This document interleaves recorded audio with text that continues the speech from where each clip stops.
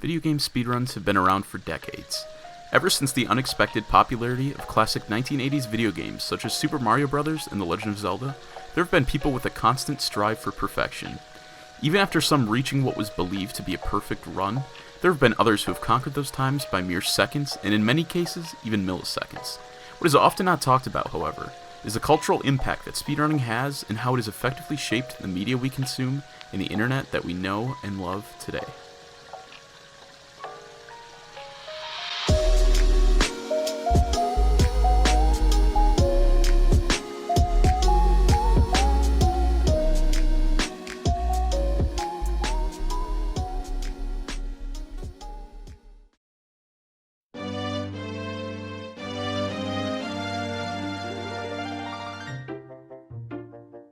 So what is speedrunning? Speedrunning is the fast completion of a video game, usually through the use of exploits and glitches. Speedrunning is broken up into multiple categories depending on the game, in which most games involve an any percent category, which does not require the player to collect any items or complete a certain percentage of the game, and a 100% category, which requires the full completion of the game. Perhaps one of the craziest games to run the any percent or 100% category is The Legend of Zelda Breath of the Wild. In this game, the any percent route is extremely precise and fast, and the 100% route is nearly 24 hours long, a very different change of pace between the two.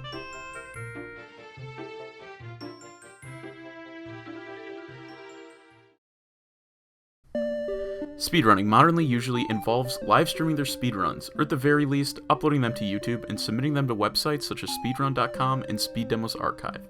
However, it was not always that simple. Keeping track of speedrun times only became popular through the use of the internet. In the late 90s and early 2000s, speedrunning gained more traction within the gaming community, and even then, there were only niche audiences, as many still did not have in-home access to computers or the internet. Forums such as Speed Demos Archives recorded and stored all of the relevant times for each game's category, and as the internet became more prevalent, so did speedrunning.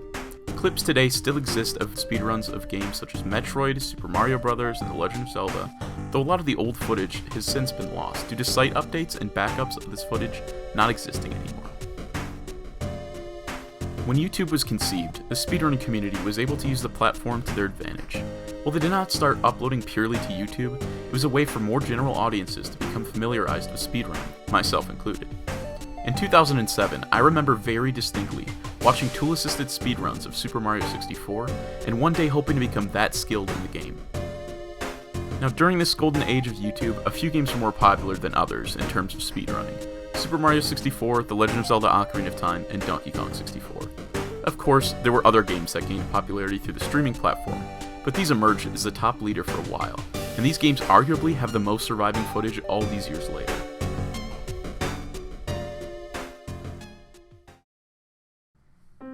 Around the 2007-2011 period of YouTube content, there were many speedrunners who uploaded their runs to YouTube. With media content and the internet widely accessible, it was no surprise that thousands of speedrunners wanted to show off their strategies and introduce a very broad audience to what they do.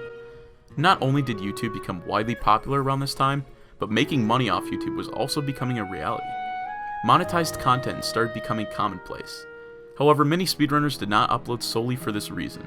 There was passion within their work, and they genuinely enjoyed playing games just for the sake of playing games. After speedrunners became reliant on YouTube but their videos and work was being demonetized, the majority of speedrunners moved their operations onto Twitch.tv, a site where users can live stream video games and obtain donations through their audience, and now the streaming site has become notorious for hosting many speedrunners and speedrunning events.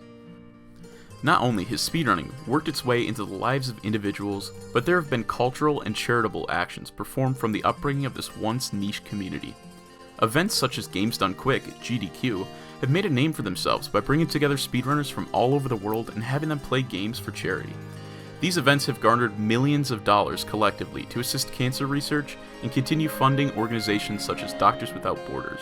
However, while they are arguably the most notable, they're not the only organized event for speedrunning. Other events include PACE, No Reset Marathon, Calathon, NASA Marathon, and hundreds more, with some even purely online. These events bring unlikely groups together and create an interconnected community advocating for the same changes while enjoying the mutual fondness of watching speedrunners do what they do best. With speedrunning becoming increasingly popular, it only makes sense for it to create some sort of impact in our lives. In this case, the speedrunning community made its case when it seemingly shaped our consumption and exchange of certain types of media, and more specifically, videos. Web forums and chat rooms may seem far in the past, but realistically, it was only 20 years ago when these were the primary source of exchanging media across the internet. As aforementioned, video game speedruns were predominantly and almost exclusively shared on websites such as Speed Demo's Archive, since there were holistically no other options. Due to the desire for a broader way to share these sorts of videos, video sharing/streaming services appeared. However, some of the options were very difficult and not user-friendly, so forums stayed the main hub of video content for these communities. In the plateau of content sharing, YouTube had emerged for a more user-friendly approach to video sharing, and brought speedrunning to more and more people out in the world. Anybody from curious teenagers to avid gamers were able to share and discuss the newest feats achieved in the community. Becoming introduced to speedruns can be intimidating, since most speedrunners usually have a designated channel where they post their personal best runs, or world records. It's hard for newcomers to grasp what exactly they are watching, especially with all the tricks and strats used but never explained. Once Twitch gained a bit more traction, it was a no-brainer for speedrunners to livestream their runs and reach even more people. This was also a great introduction for curious fans in the world of speedrunning.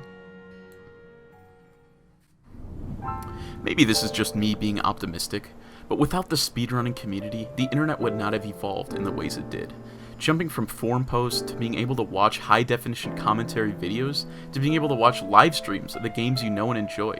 Speedrunners have single-handedly raised millions of dollars for charity, assisted with the upbringing of media sharing websites and live streaming websites, and created positive associations with the gaming community as a whole.